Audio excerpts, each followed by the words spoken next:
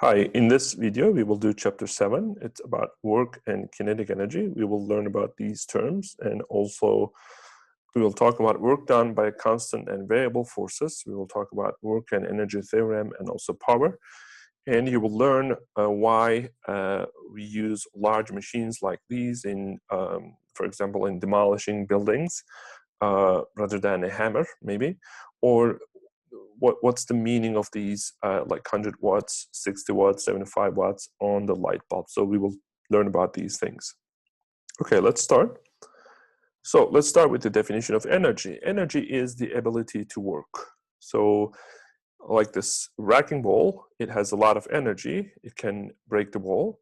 So the more energy, that means with that energy, more energy, you can do more work. Energy has many forms.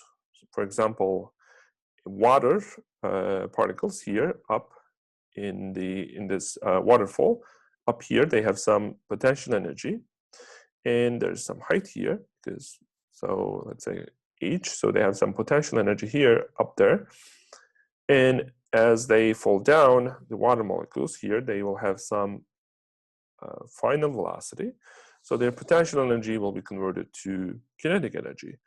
Or the potential energy can be stored in a spring like here. So when you squeeze this object, you actually store some potential energy in this metal part. Or it could be, the energy could be in electrostatic energy. You can do this experiment at home. If you rub a balloon to your hair, you will see that it actually attracts your hair because when you rub it, it actually takes some of the charges from your hair. So the charge imbalance occurs, so that causes electrostatic attraction. So that's another form of energy. The other form is that we are familiar from daily life is the chemical energy that's used in batteries. That's how they work. And also if you burn something, chemical energy, that's also chemical energy because burning means you combine carbon in the wood with some oxygen. And then, so there's a chemical reaction and then energy is produced. So let's talk about work. So in this picture, the person is pushing the box with constant force of F for a distance d. Here we are dealing with constant force. We will talk about what happens if the force is not constant in the following slides, but for now it's just constant force. Constant force means the force that pushes the box is not changing. It's always the same at all points. Okay, so the work done on an object by a constant force, who does the work here? The person. And the work done on which object here? It's the box. So what is that work? How can we calculate it? Well, it's displacement d times the component of that force in the direction of displacement. So basically we will multiply d with the force, the component of the force in the same direction as d. So here in this figure, it's d and f. It's the they're in the same direction, so I will just do f times d. But if they are not in the same direction, what happens is, let's say the object goes from here to here. Let's say this is the displacement. If the force is in, let's say, this direction, then what you do is you find the component of that force in the direction of displacement. So what is the component of this force in the direction of displacement? This is the displacement vector. So it's this component, right? This is the component of F. So in this case, I can call it X component. So here work would be Fx times d. So we can write the formula like this. So we are basically multiplying two vectors, the displacement vector and the force. And this sign here, the dot in the middle, it means dot product. It's a special product. It helps us to multiply two vectors, not just two numbers. two vectors. What happens when you multiply, when you dot product two vectors, you find a scalar. You find a scalar. And in fact, work is a scalar. It's just a number. It doesn't have any direction, just like energy. So, and finally, the displacement is basically final position minus initial position vectors. Okay, so there's one caution here. Do not use this formula if the force is varying with x, as in the case of springs. The spring force is k times x. So if you have a spring, and if you pull it, so the more you pull it from the, let's say this is the equilibrium position, the more you pull it, the more you will need force, because force depends on x. But in this case, the person can push the box with the same force, right? The force at this position, at other positions, can be the same. So in this case, we can use V equals F dot product D, but in this case, we cannot use it because the force depends on x. So the force is not constant for the spring. So we will come to that in the following slides. What is the unit of work? Well, it's the same as energy. We can look at here. So the unit of force is Newton. The unit of displacement is meters. So work is Newton times meter. And Newton is, if you remember, it's kilogram meter per second squared times meter. So, but this looks a little bit complicated, right? So people call this whole thing, whole unit, joule. So we will use this is in SI units. The unit of energy or work is joules. Joule is name of the last name of the scientist, the physicist. So we are going to be using joule for energy or work. So work is given by dot product between the constant force vector and the displacement vector. We saw that in the previous slide.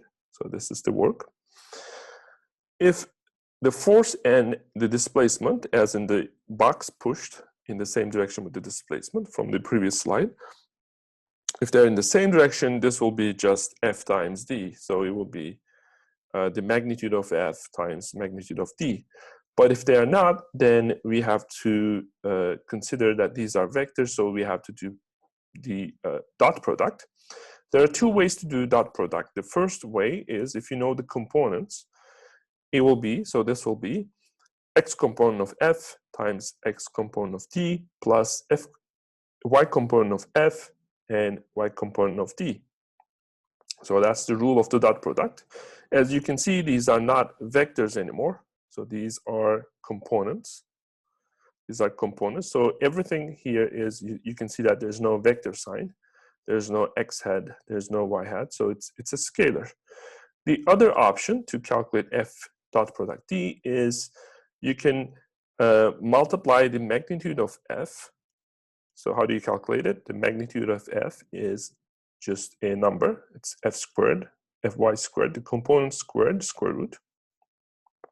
So the magnitude of F, some number, the magnitude or the length of displacement, it's a some number, and then cosine of the relative angle between the force and the displacement vectors. So in this case, it will be this angle. So the situation here is we have this object, and it's pulled in this direction, kind of north east, and it comes here. So this is the displacement vector here. As you can see that, they have some angle between them. How do you calculate the work? We will do F dot times D, and if this angle, relative angle, is given, you can use this second formula.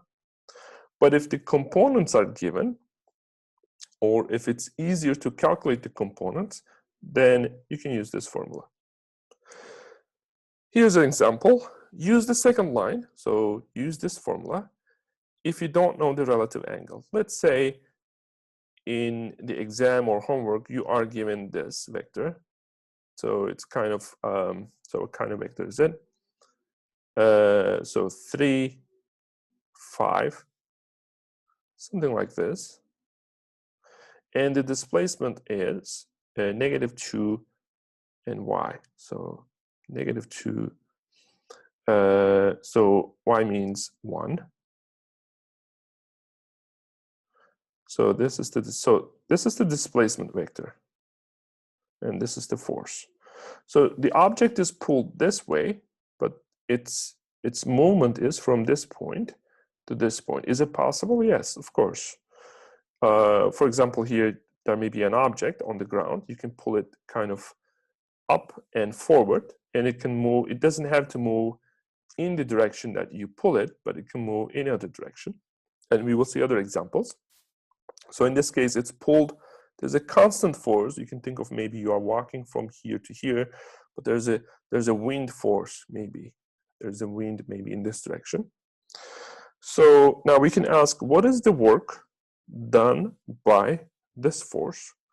What we will do is we will do F times D. Now there are two options. I can use one of these, but I want to use the first one. Why? Because I know the components.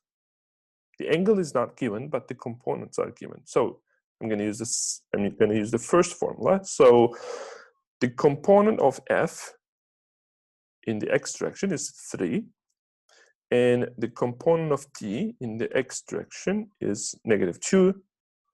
And for y component, it's 5 and 1. There's a plus sign, 5 and 1. If you do the calculation, you will find it's going to be -1 joule. So the work can be negative, and it becomes negative when the component of the F and the displacement vector, when they are in the opposite directions. So here, if you think of the component of force in the direction where D points, it's kind of like in this way. So D and the component of F are in the opposite direction. So that's why you find a negative work at the end. So we will see more examples. So in this case, the work done, so basically the aim is getting this box here. You have two options. You can just lift it up, or you can put it on this ramp and push it. You can push it up. So there are two options. Work done in both cases below is the same. So either way, it's the same, because the potential energy that the box gains is the same, which is mgh. Whether you lift it up and put it here, or you push it up on the ramp, the total work that you do will be the same, because at the end of the day, it has, the box had 0 potential energy. Here it has the potential energy mgh. So it will be the same work. But why do we use a ramp if it's going to be the same work? Well, the reason is, in this case, to lift it up, you need more F. Remember, work is F times D. So to lift it up, you need more force, because it's a heavy object, right? So, but the D, the distance is less, but when you multiply it, you will find work. Here, you need less force, because now it's easier to push it up the ramp. But what is the penalty that you pay? You pay. What is the penalty? The penalty is the distance. Now you have to push it over a longer distance, so there's more D. But when you do F times D here and F times D here, finally it will be the same work. These are the same. Why? Because these are equal to mgh, because the box is gaining the same energy. So the bottom line here is, you do use ramps because you don't have much F, so you use less F and you use more D, more distance, but that's fine because I can do the work with less force. So use the ramp if you don't have that much force, to lift it up. If it's a heavy object, use the ramp. The work done by a force may be positive, 0, or negative, depending on the relative angle, theta, between the force and the displacement when they are put tail to tail. So there are three situations here. So I'm going to have the force and have the displacement vectors, and I will put them tail to tail. So basically, I will connect their tails. Okay, so their tails meet at the same point. Now I look at the relative angle, which is now the angle between them. If it's smaller than 90 degrees, the work that this force does will be positive.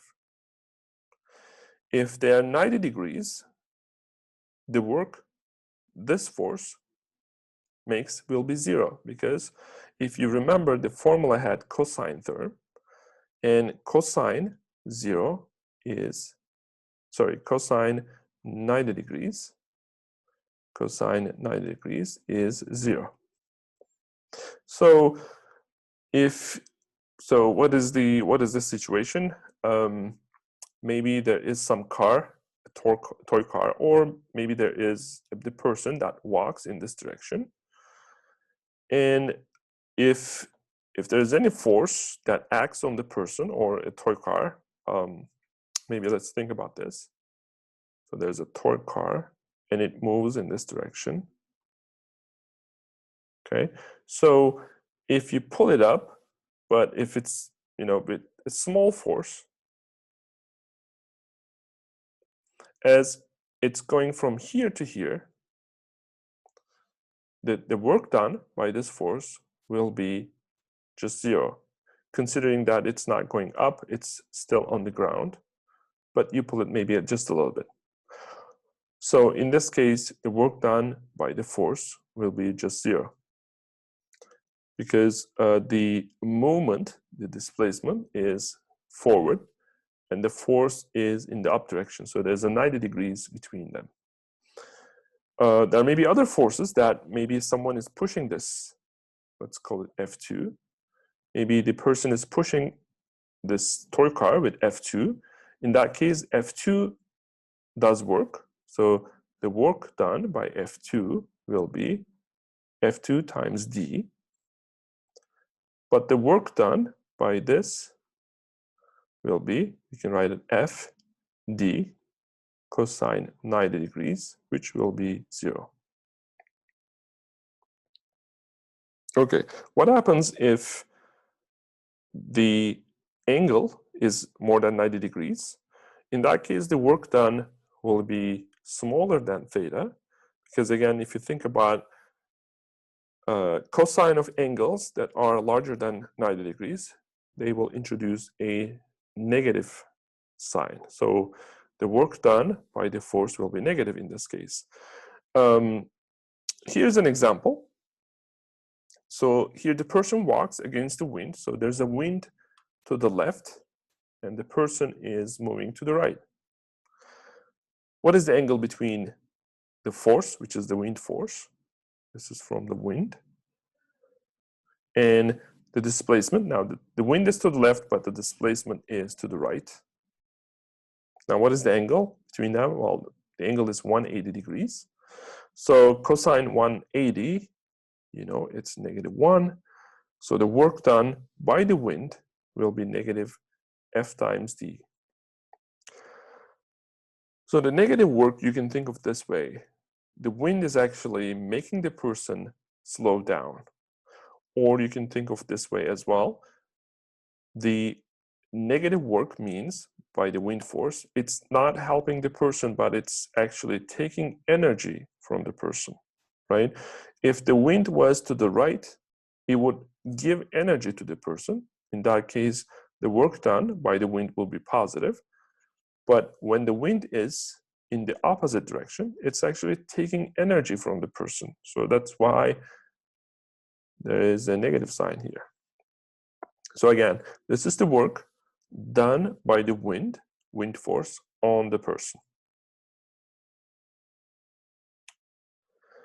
Okay, let's think about raising a suitcase up with a force. Let's say there's some force, you're pulling it up. There's this force and there's this displacement. So let's say it's on the ground, you are pulling it up. And what are the forces on the suitcase? There's always mg, and there's the force that's coming from your from your hand. So what is the work? Let's ask, what is the work done by this pulling force? Well, the pulling force is in the up direction. The displacement is in the up direction. What is the angle between displacement and the pulling force? Well, it's 0 degrees. And because cosine 0 is positive 1, so here in this case, f times d cosine 0, and cosine 0 is 1. So here, the work done on the suitcase by the pulling force is f times d, and it's positive. What about the work done as this suitcase goes up? What about the work done by gravity? Now we are talking about a different force. The same suitcase, but work done by a different force, which is gravity now. Let's think about it. Let's write down the force, it's mg. Let's write down the distance, it's d. And let's write down the angle between them. While the mg is down, d is up. So the angle is 180 degrees. And you know this is -1. So the work done is, it's negative mg d. So it's a negative mgd. So as this suitcase goes up, when it's lifted up, the work done by gravity will be negative. What happens if you still hold this, but now you lower it? So you are lowering it down, but still you apply the force F, right? If you don't apply force, then it will be just gravity. It will fall down. But now, in this case, you are lowering it down. Now, what is the work done by the same force, still from your hand? Well, in this case, F is up, D is down. Now there is 180 degrees between the force and displacement. In this case, the work done will be negative F times D. Again, this negative is coming from cosine 180. What about the gravity? The work done by gravity on the suitcase, as this is lowered down, it's put down. So now gravity force, which is weight, and the displacement force, they are in the same direction. That means there's 0 degrees between them. Cosine 0 gives you a positive number. So force times displacement, mgd. Now gravity does positive work as this goes down. Finally, what happens when you hold a suitcase? Now, if you're holding it, displacement is 0, right? It's not going up or down. And you know that work is force times d. Now, there's some force, it's pulling it up. There's mg, but there's no displacement. So in this case, neither your pulling force, which is F, nor gravity does any work. So the work done by these forces here, it will be 0 because the displacement is 0. Now, you may ask this question, well, how is it possible as we hold something, especially heavy, we get tired, right? We are spending some energy, that's true. Your muscles spend some energy, that's a chemical energy, they're burning ATPs, but this is not, we cannot include it to work done, mechanical work done here, because we are talking about mechanical work, and it's defined strictly as F times displacement. So as you remember, in physics, the terms or the words that we use in physics are sometimes different than their meanings that are used in daily life. So that's an example of this. Okay, here's an example. If you pull a suitcase of mass 3 kilograms, so mass is 3, up with pulling force, F pull, at constant speed. Okay, we're going to use this constant speed while solving it. It's important. For 1.5 meters, so it's going up for 1.5 meters. How much work does the pulling force does? How much work does the pulling force F pull you exerted? So that F pull is the force that you exerted on the suitcase does. So what is the work done by this force?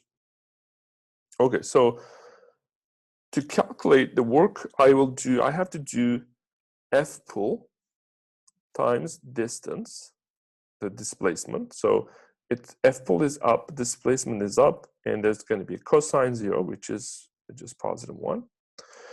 So I know D is 1.5 meters, but what is this force? I have to first calculate this force.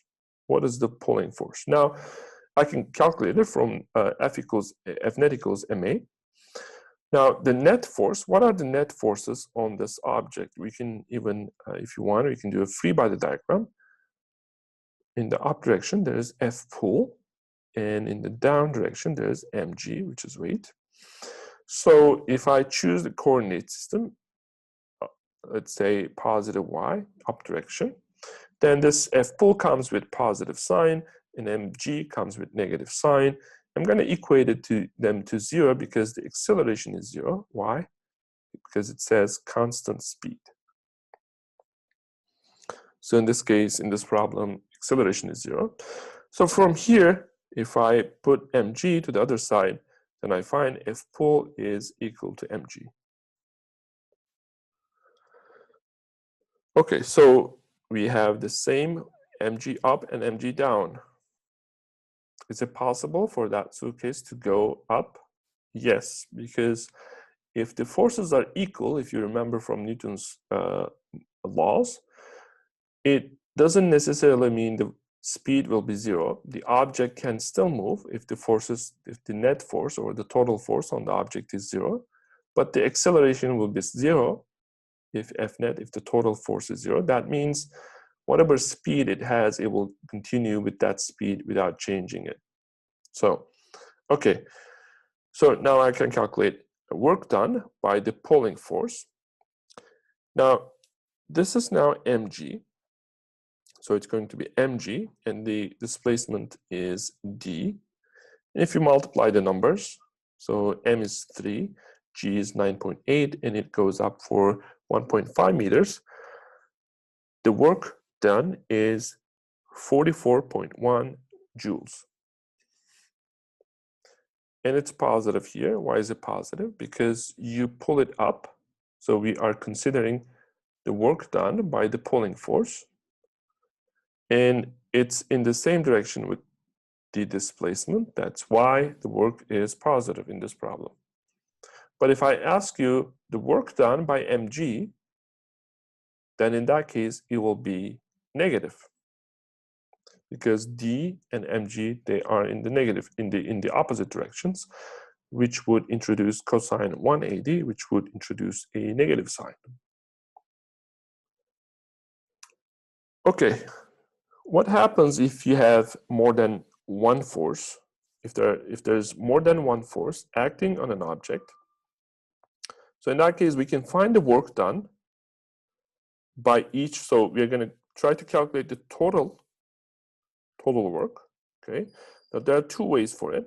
You can either find the work done by each force, how much work each force here does, and then sum all of those works and find the total work. That's one option. The other option is, or we can find the total work done from the net force. So the second option is find the net force and then calculate the total work from it. In the first option, find the work done from each force and then sum them up. Let's do the first one first. So what are the forces? The forces are, so first of all, this object, the car is on the ground, so there will be some normal force.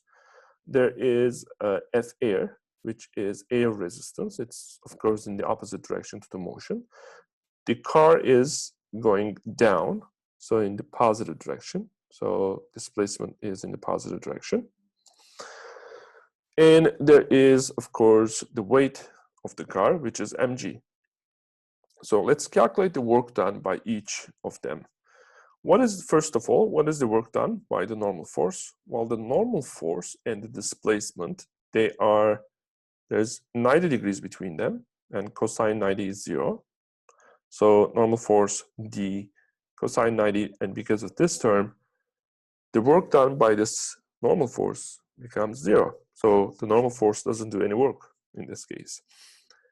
What is the work done now by the air resistance? I'm going to write F air and multiply by the distance. And what is the angle between them? The angle between D and F air, it's 180 degrees. And this will introduce a negative sign, so it will be negative F air times D. Finally, what is the work done by gravity? Now, gravity also does work because it has two components, right? So this is mg. It has this component, which is mg sine theta, and it also has this component. Now, this component, the y component, it doesn't do any work because it's 90 degrees to the d. But this component, the x component, it does some work. It's actually what makes this car go in the positive x direction, right? It's what makes this car go down the slope, that force. So it should do some work. So how do I calculate it? I'm not going to use the components. I'm going to use the force, mg, okay? Here, mg. And I'm going to multiply by d. Here's d. And I'm going to write down the angle between them. Now, if this angle is given as phi, then you probably remember this would be phi again, this angle. But if you want to calculate the relative angle between d and mg, it will be this angle, right? Now, the whole thing is 90 degrees. This angle is phi, then this angle would be 90 minus phi. So I'm going to use this angle, so 90 minus phi. Now, what we're going to do is we're going to sum these up to find the total work. So 1, 2, 3. Well, the first one is 0 already, so we are going to sum the second and the third one. So negative FA or D is here, and this term from the gravity is the second term here. Now I can do one more thing. Cosine 90 minus phi, it means sine phi. If you remember, for example, cosine 60 would be equal to cosine, well, 60 means 90 minus 30, and this would be equal to sine 30. So I can write cosine 90 minus phi, I can write it as sine phi. So this is the total work done by the forces. Now let's look at the second way. What we are going to do here, first we will calculate the net force. What are the net forces? Now there's a net force in the negative direction, which is F air. It's in the negative direction, so here's a negative sign. And if you look at this coordinate system, it's in the negative x direction. So we already put the negative here. And the other force it's this component of mg. So if this is theta, then this will be mg sine theta, and it's in the positive x direction. Okay, and what about the other forces? What about the normal force? And also mg cosine theta. Now, we know that the car is not accelerating in the y direction. This normal force and this force, mg cosine theta, we know that they actually cancel each other. So what's left is mg sine theta in the forward direction and F air in the opposite direction, in the backward direction. So these are the only forces. Now, how can I write the displacement in vectorial form? Well, the displacement is in the positive x direction. So I can write it as d, which is the magnitude.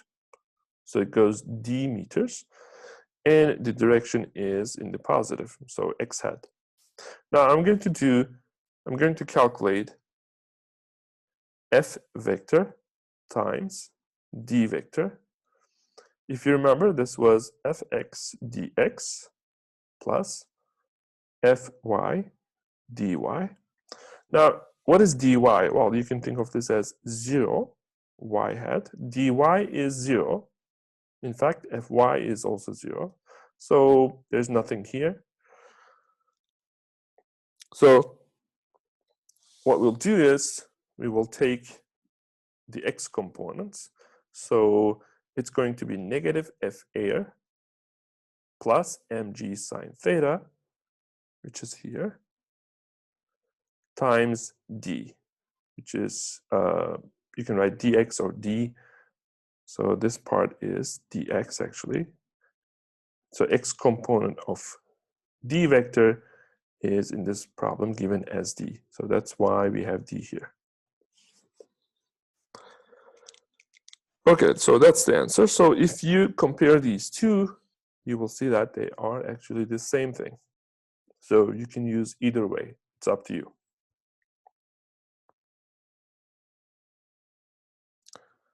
And in this slide, we calculated total work by combining the work done by all the forces.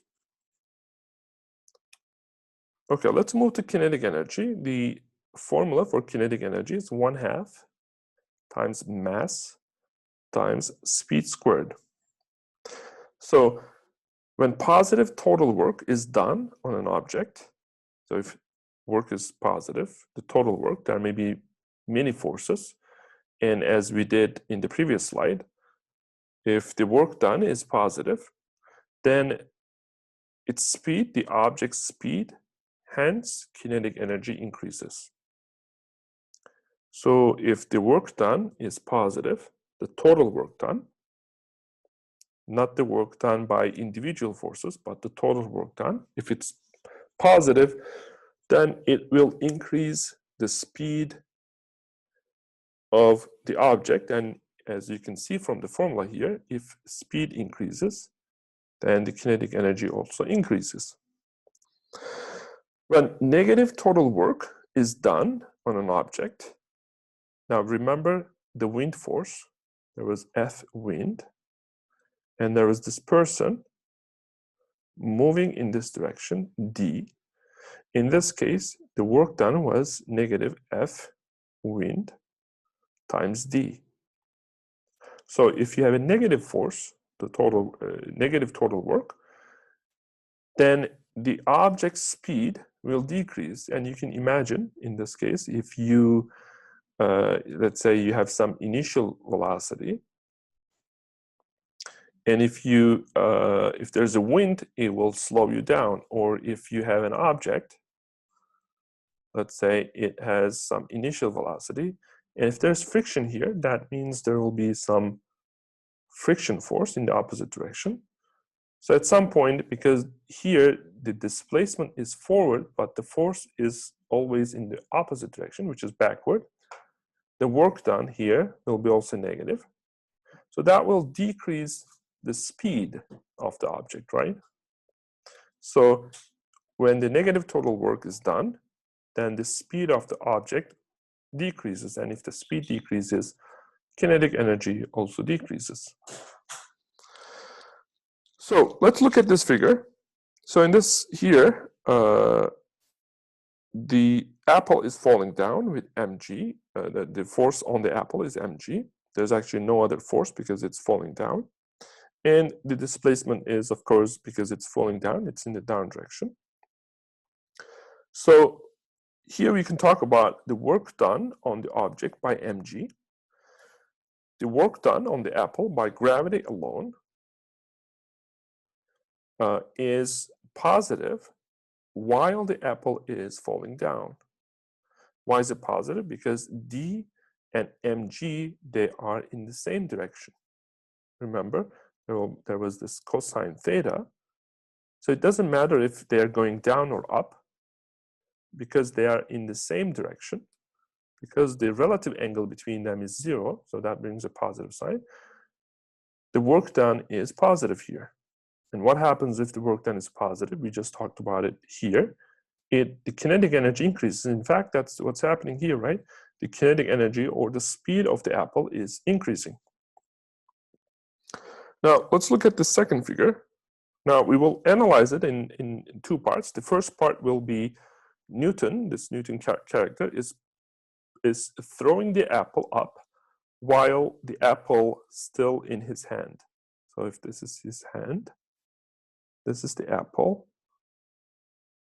Okay. So let's talk about it. So the total work, why do we say total work? Because there is the force from the hand. Let's call it F hand. And there's the mg on the apple. We're talking about the apple. Now we can talk about not only work done by one force, but we have to talk about the total work because two forces do work here.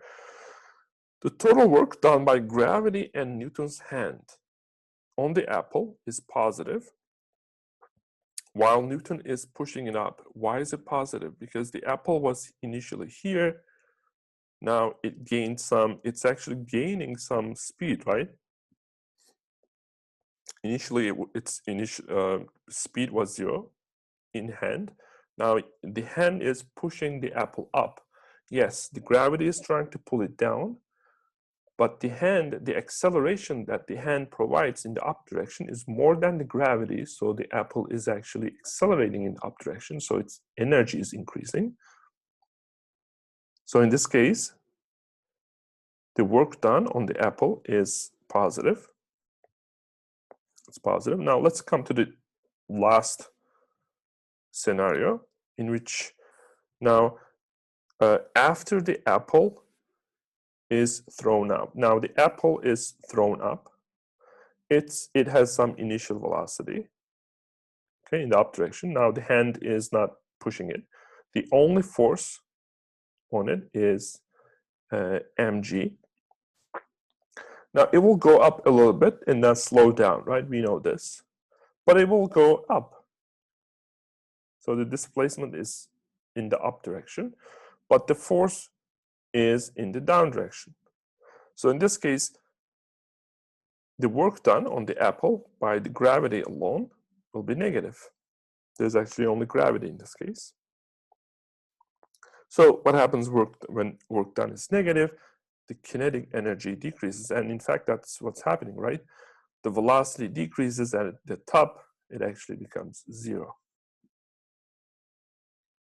Of course, from the top to down, now we have this situation, which we explained here, in this case, as the apple started falling down, because d and mg, because they're in the same direction, now the work done becomes positive again, and the kinetic energy increases, as we know, because the speed is increasing.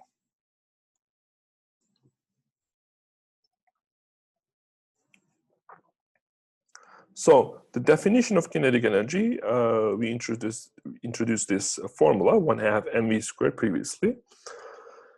And if you look at the terms, everything is always positive, right? Speed squared is always positive, mass is always positive, so it's a positive quantity, the kinetic energy itself. Now, we are going to do a calculation which will relate this kinetic energy to work. So we will find actually this formula. How do you do it? You take this kinematics equation. You probably remember this. So this could be d, or this could be delta x, the same thing. Now what we do is multiply both sides with 1/2 m. So let me do it here. So 1/2 m v final squared equals, so here we have v initial squared. So 1/2 m v initial squared plus 1/2 m, there's 2, there's acceleration, and there's d.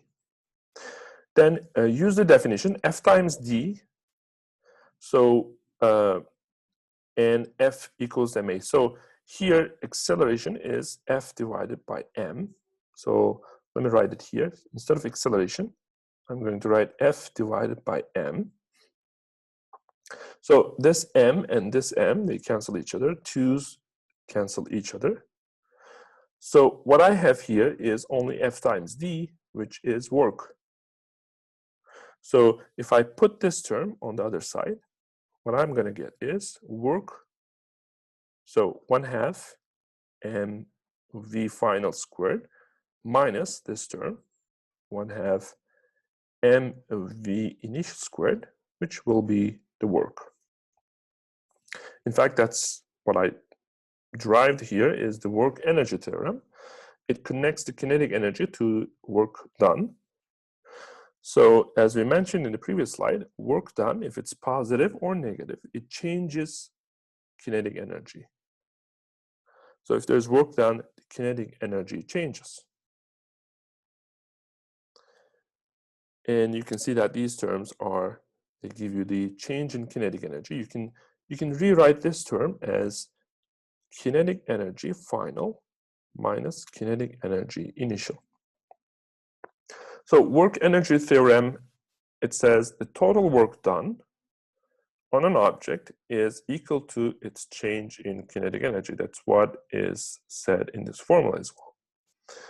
Both the work and the change in kinetic energy can be negative. So work or change in kinetic energy, they're the same thing. This can be negative, right? Because the final energy, if it's less than the initial energy, then you get a negative sign. How is it possible? You can have a box sliding on on a surface with friction. So let's say initial energy is v, and the final speed is, let's say, 0. So in this case, the final kinetic energy is actually here 0 minus the initial kinetic energy is some number here. So in this case, you can see that we got a negative number. So the change in kinetic energy, or the work done on the object, total work done, can be negative. That's what's said here.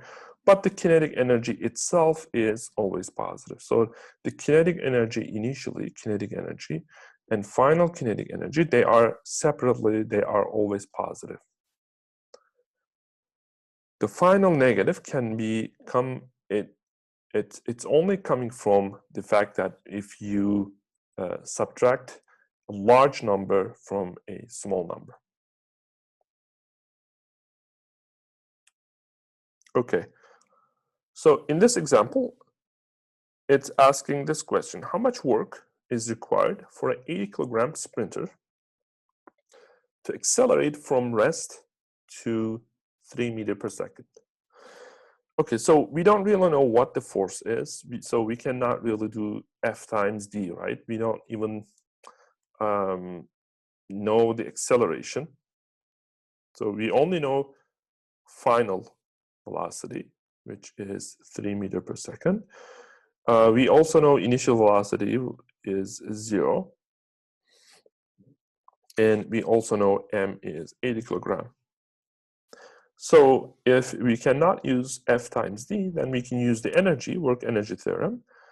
The total work done, that's what's asked here, how much work is required, is the change in kinetic energy. So what we are going to do is final kinetic energy minus initial kinetic energy. The final kinetic energy is 1/2 m80 is 80 kilogram. And the final speed is 3, so we're going to do 3 squared. And here we're going to put 0 because the initial speed is 0. So if you do the calculation, that gives us 360 joules. So for the sprinter to go from rest to 3 meters per second, the work needed or the energy needed is 360 joules.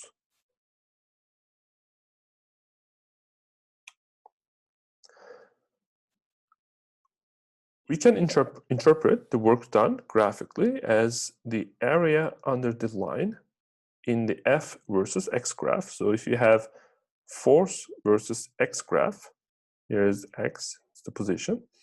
Then if you calculate the work done, if you calculate the area, it will actually give you work done. If the force is constant, you can see that as x changes, as the object moves in the x direction, the force is always the same number, right? And you can see how F times D, how this formula comes out from here, because this here, the angle, if we call this distance D, the angle will be, sorry, the area will be F times D. In this case, the force is not constant. It's actually changing with x. The more you go in x, maybe this is spring. The more you go in x, the more force you need. So in this case, how do you calculate area? Well, you have to calculate it by using the formula for the triangle. So if the force is kx, so that's a spring force.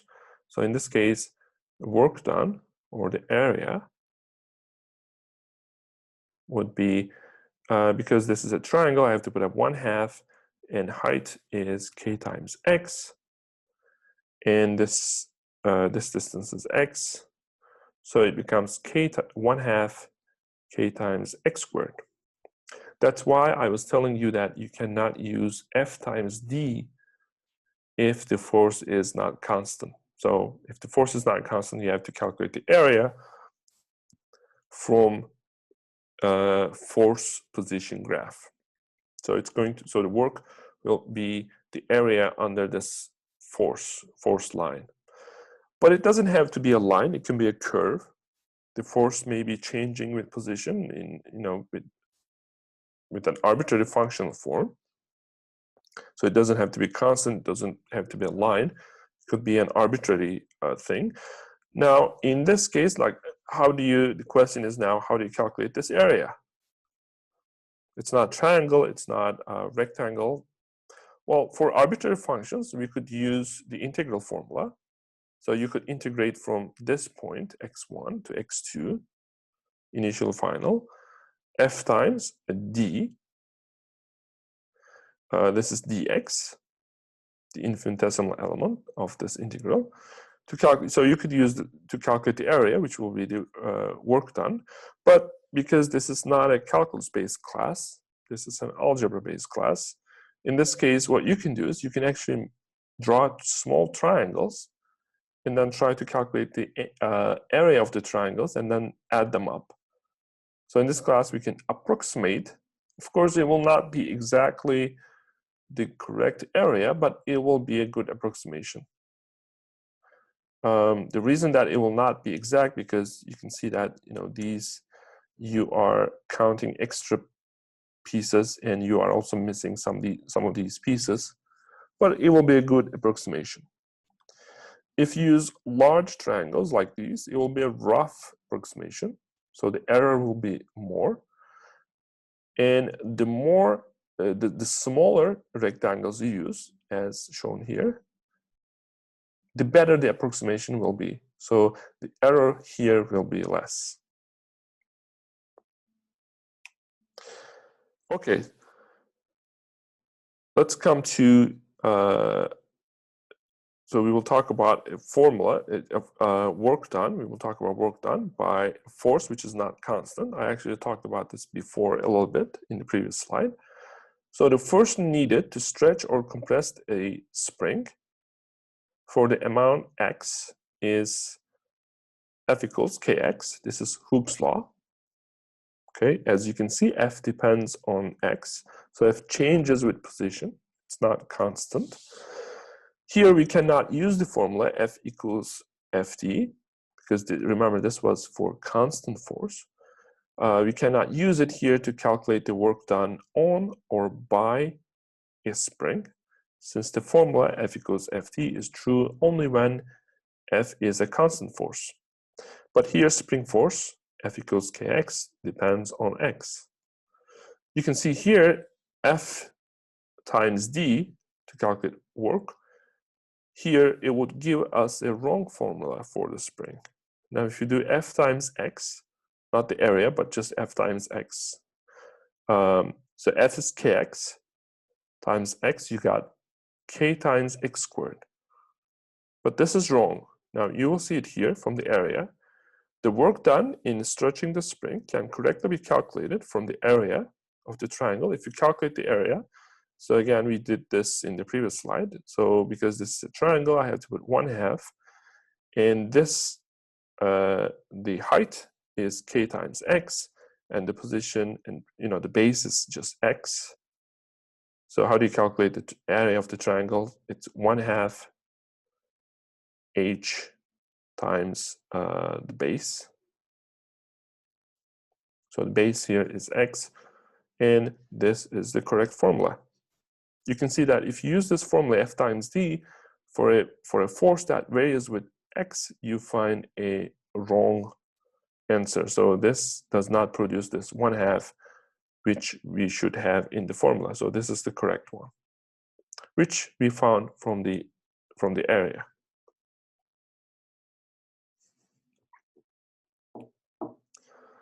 Another example.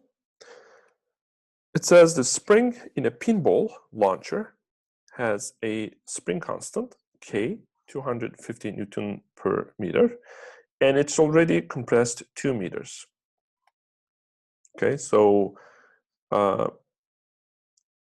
let's say this is the equilibrium point. Okay, let's say, okay, there's the spring.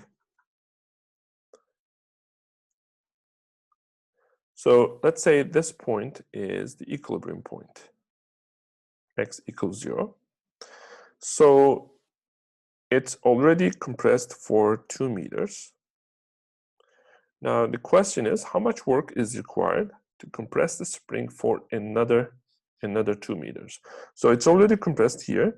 Now how much work do you have to do to compress it to another 2 meters? So I don't have to calculate the work done here to compress it from 0 to 2 because someone already did it for me. So I'm not going to do that work. Someone already did that work. The work that I'm going to do is compress it from 2 meters to 4 meters. How much work should I do? Now you can look at here. Initially it's at 2 meters. So the initial here is 2, and final would be 4. So we can calculate it from so we have to calculate this area. How do you do it? What you can do is you can calculate the area of the whole triangle. So work done is the whole area is 1/2 this distance. So this is k times x, which is 4. If this function is kx, then if this is 4, this point is k times 4. So this is going to be k times 4. What is the base? The base is 4. Now I'm going to subtract this part because I don't really want this part. I want this area. So if this point is 2, then this height is 2 times k because the function is k times x. So I'm going to subtract this 1/2. K is coming from the formula, or sorry, k is coming from the height. We're just using the geometry here. And this base is 2. So it's going to be 1/2 times k is 250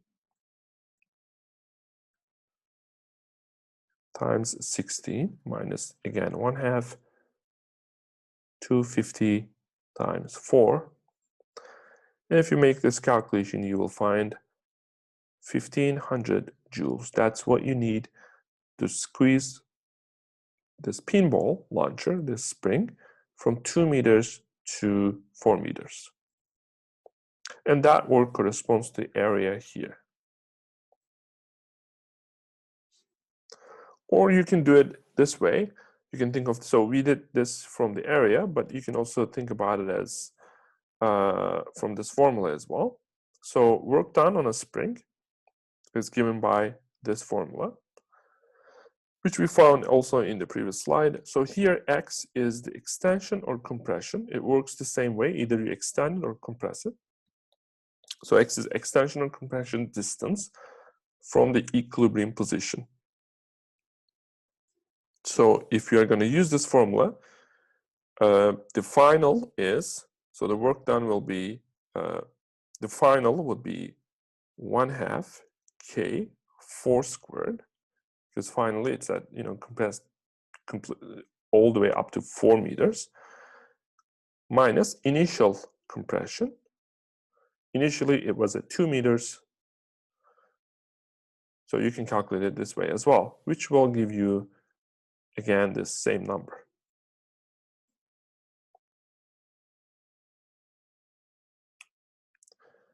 Okay, what happens, let's think about this situation. What happens if, so there is this spring, it's like this is the equilibrium position. Equilibrium position means now this spring is neither compressed nor extended, and there's some block that comes with some zero velocity, v0. So it has some velocity, it comes here, hits the spring, and compresses a spring a little bit.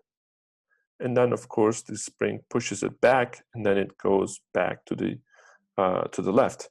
So initially, because the spring is not extended or compressed, it has zero potential energy on the spring. We will come to potential energy later, not in this video, but in the other chapters.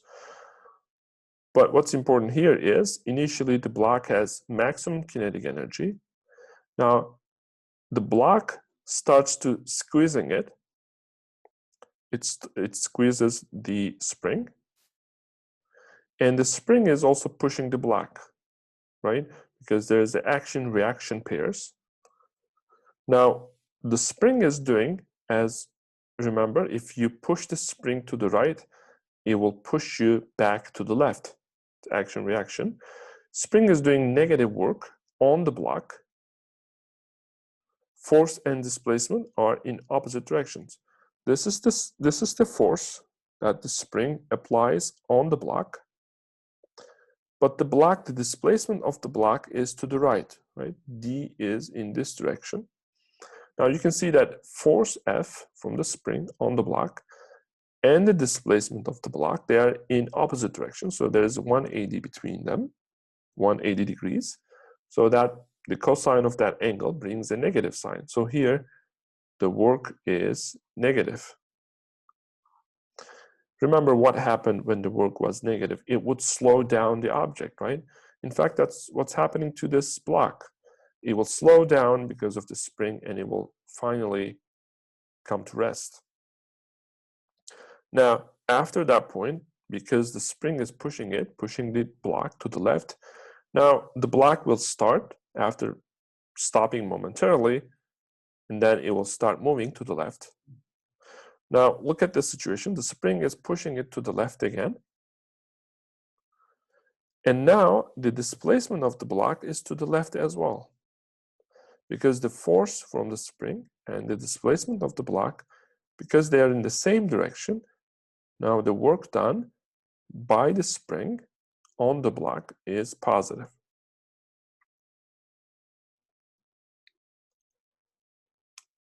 Okay, here is a related example. Now in this case, the block, so as you can see that, so the spring and the block, they are not connected. The block comes from here. The spring is initially, it was like this. It was like this. The block was here.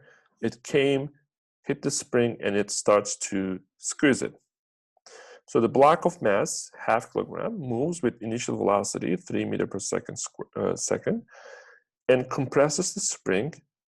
If the spring constant K is 200 Newton per meter, how much will the spring be compressed when the block comes to rest? So the block hits the spring with initial velocity, so the spring will be compressed maybe to this point, and the block will be here. And this is the maximum that the block can squeeze it, because its speed at this point will be 0, so it will stop. The question is, what is this distance? What is that compression distance? Now the answer is, work done to compress the spring will come from kinetic energy of the box, right? The box, it had some initial velocity and it had some initial kinetic energy, 1/2 mv0 squared. And here it has, because it stopped, its kinetic energy, final kinetic energy is 0. Here it's initial kinetic energy. Okay. Now the work done to compress the spring, we know that the work done is the change in kinetic energy. So the kinetic energy final minus kinetic energy initial.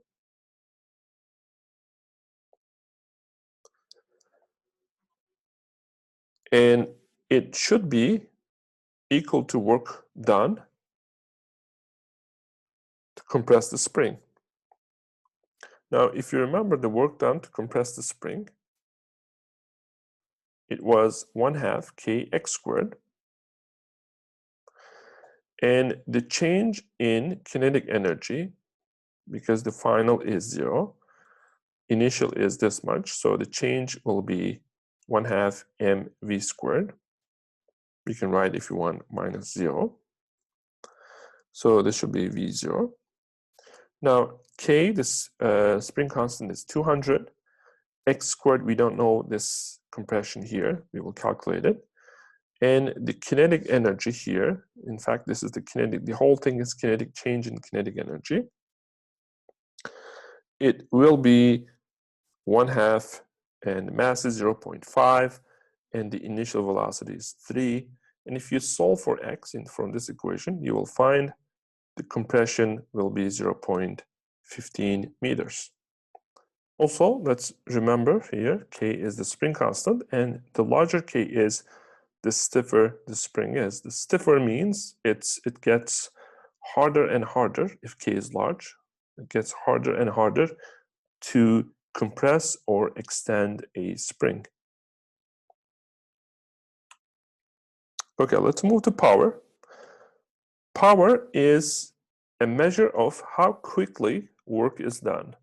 So in real life, when you say powerful person, you may mean rich person, you may mean a person with a lot of muscles, like muscle power. But in physics, it has a particular definition, which means how quickly work is done. Or we can say how much work is done in a given time.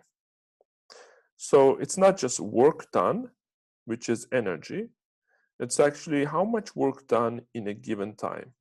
So if you can do more work in 1 minute, that means you are more powerful. You have more power output. That's what it means. The average power, the formula for it, over period of time is, which is work divided by time, and this is the formula. So the power is work divided by time. So let's say you are, the power output of a motor, electric motor, is, let's say, 1,000 joules. And if it can give you energy of 1,000 joules in 2 seconds, then 1,000 joules divided by 2 seconds, it's 500 watts. That will be the power. The unit, the SI unit of power, because power is energy, remember, work was energy divided by time, so it will be joule divided by second. And joule was this complicated, this units, the combination of units. Now we have to divide it also by seconds.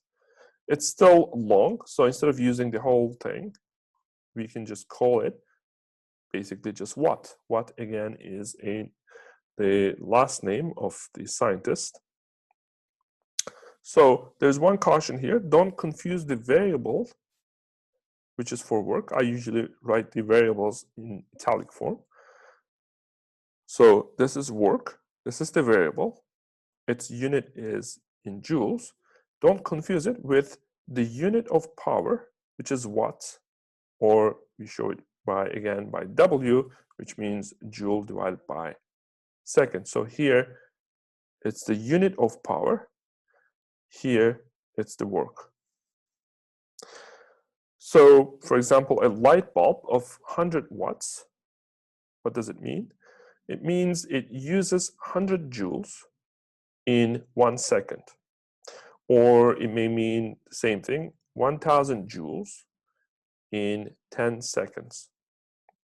So what's written on the light bulb is actually the energy that it uses in 1 second, which is the power, which is in watts. Now, you can demolish an old house with a sledgehammer. This is a sledgehammer. But you use a wrecking ball. You use this machine. This is the wrecking ball. Why do we use it? We use this one, the wrecking ball, but not the sledgehammer to demolish an old house. The reason is the wrecking ball is more powerful. So that means it can do the work in less time, right? Let's say you are going to break a wall. You can do it with sledgehammer, but it will just take too much time, right? With the wrecking ball, it takes less time. So that's why we are using larger and larger machines. The wrecking ball, it generates more power. Even if the work done is the same, because let's say the work done, the energy that is needed to break a wall or demolish an old house, it's the same. But because the times are different, this takes less time. Less time means, because it's in the denominator, it means more power. Less time for the same energy means more power. With the sledgehammer, it will take more time. That means less power. Another unit of power is horsepower. If you're interested in cars, probably you have heard about it. 1 horsepower is 746 watts. This is just a definition.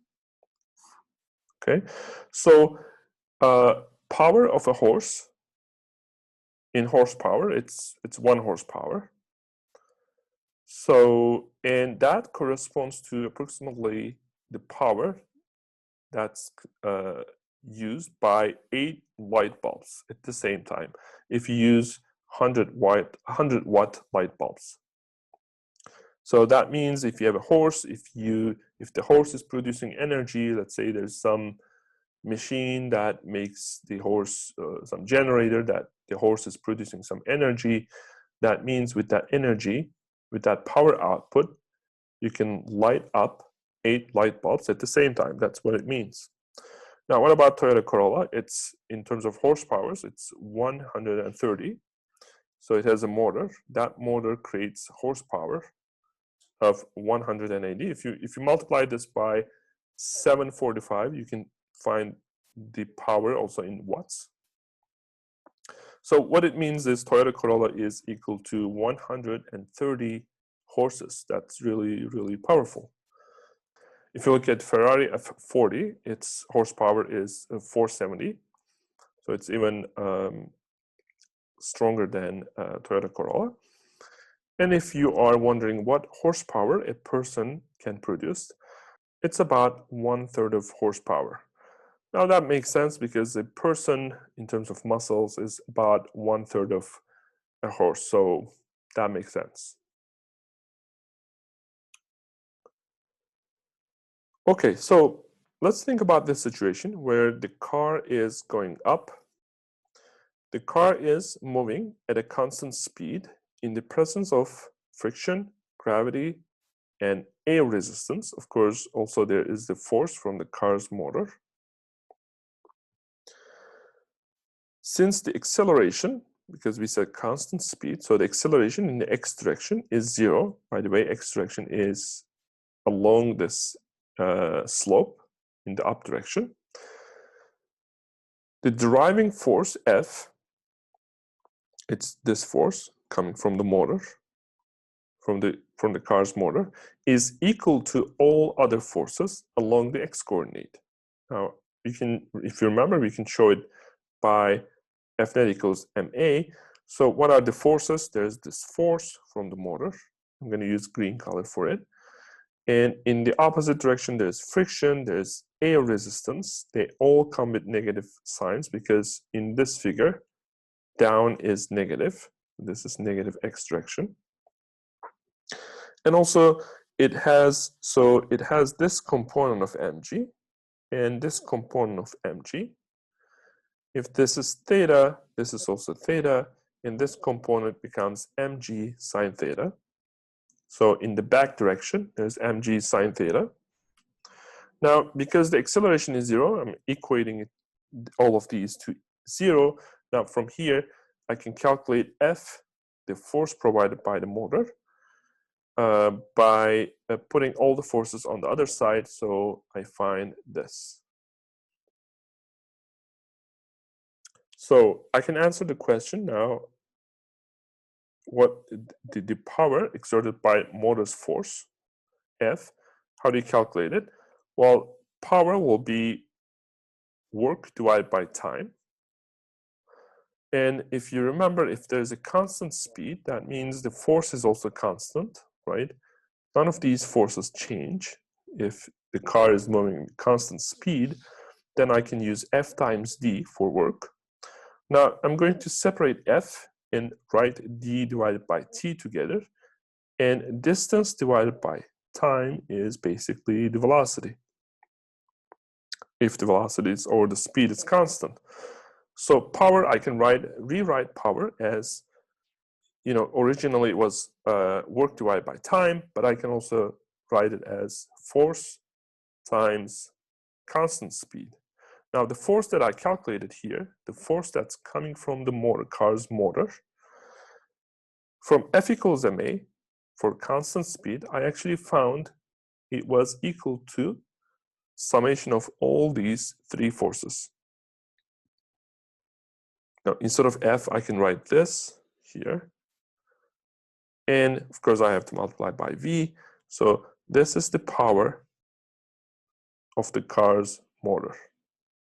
So because I don't really know how much power the motor provides, let's say it's not written anywhere, but from this calculation, if I know the friction force, if I know the air resistance, and mg sine theta, and of course the speed of the car, I can actually calculate the power of the car's motor. Again, use this formula, F times D, only if the speed is constant. Because if the speed is not constant, then D divided by T will not be constant speed. It will be something else if there is acceleration.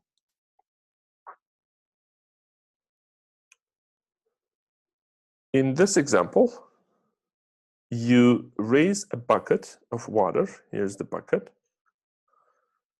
From the bottom of a deep well, here's the well, with constant speed again. If your power output is 150 watts, so power is 150, and the mass of the bucket and the water together, altogether, if it's 5 kilograms, with what speed can you raise the bucket? Okay, so what are the forces? So the power is given, so 150 watts. And if you remember from the previous slide, the power was F times V for constant speed. Now, what are the things that I know in this case? I know power. What's asked is the speed. So the question is asking what the speed is, but I don't know force. So I have to find the force, the pulling force, so that I can calculate V. Okay, how do I find it? I am going to find it from Newton's second law. So this is the bucket. So it has mg down, and there's the pulling force up, right? So F net equals m times a. What is F net? This F, the pulling force, if you want, we can write pull. minus mg equals, well, because acceleration is 0 at constant speed, I'm going to write 0 here. So from here, what I find is the pulling force is actually mg. So here, I'm going to write pull. Now, if I substitute it here, so this will be power is given as 150. mg is, m is 5 kilogram. So let me write it like this first, v.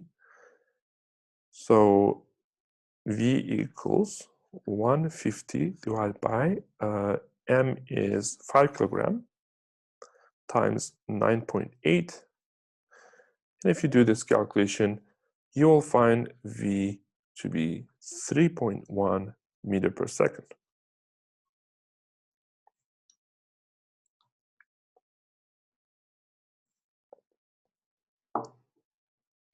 So the formula that we wanted to use was for constant speed objects, F equals, power equals F times V. But the problem was we didn't know F, the pulling force. So we have to go back to F equals ma to calculate that pulling force. It turned out to be equal to mg. And from here, we could now, because we know the pulling force, we can use P equals Fv. From that, we calculated the speed that we could pull this bucket up. So this is the speed that the person can pull the bucket up, given that the power output of the person is 100 watts. If the person was less powerful, let's say maybe 50, then in that case, the person could still pull the bucket up, but it will be with less speed. Maybe it will be 1 meter per second.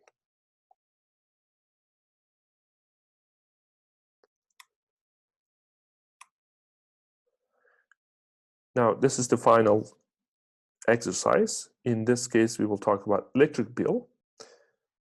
When you pay the electric company by the kilowatt hour, so if you look at the electric bill, it will be, the usage will be reported in kilowatt hours. And it's multiplied by some number so that you can calculate it, so that it turns into the cost in terms of money.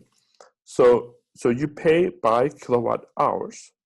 What are you actually paying for? Are you paying for energy, power, current, voltage, or none of these? Now, remember the power formula. So kilowatt hours, so kilo means basically 1,000. Kilowatt times hours. So kilo, it just means 1,000, doesn't matter. So what is actually, what is the, so what is the unit of watt? It's unit of power. And hour is unit of time. So we are paying for power times time. Now what is that, power times time? It's actually, if you multiply these, send t to the other side. So work, so this is work, equals power times time. So we are paying for work. And work is, you know that, it's actually like energy, and its units is joules. So kilowatt hours is in units of energy. Only watt or kilowatt, it's in units of power. But if you multiply power, so this part is like power. If you multiply by time, power times time, it becomes energy, work. So we are paying by energy. We are paying by energy usage. So the answer is A. So that's all for this video.